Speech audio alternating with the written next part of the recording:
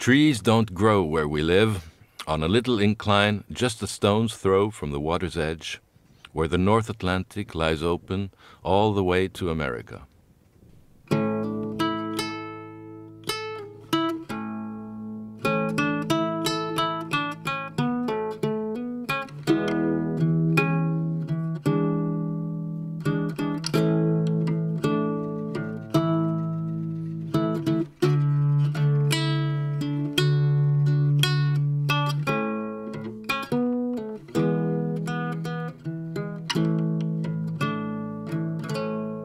You're so beautiful and dignified sitting there, somehow so very unattainable.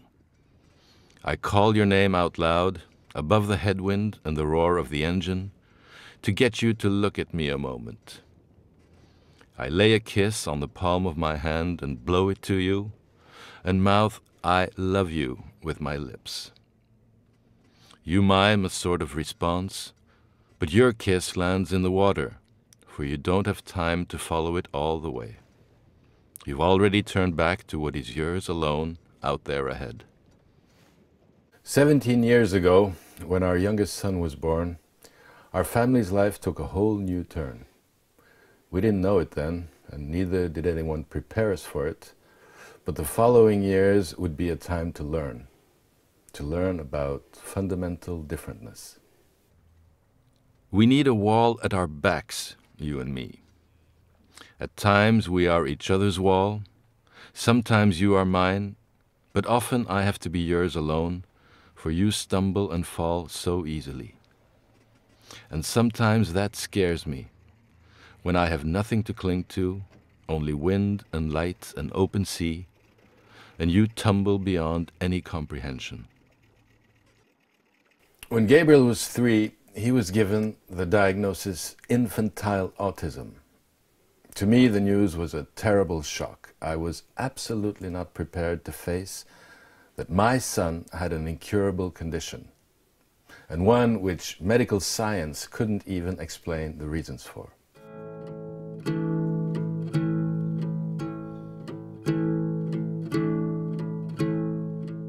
Today, the shock has abated.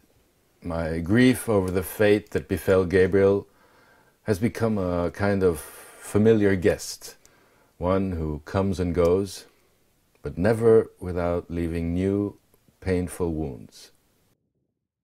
I want to tell you about us, about our life, about everything you face, about the good and the difficult, and I shall see if I can put grief into words. I'll try to describe you, Gabriel, you and us and our landscape.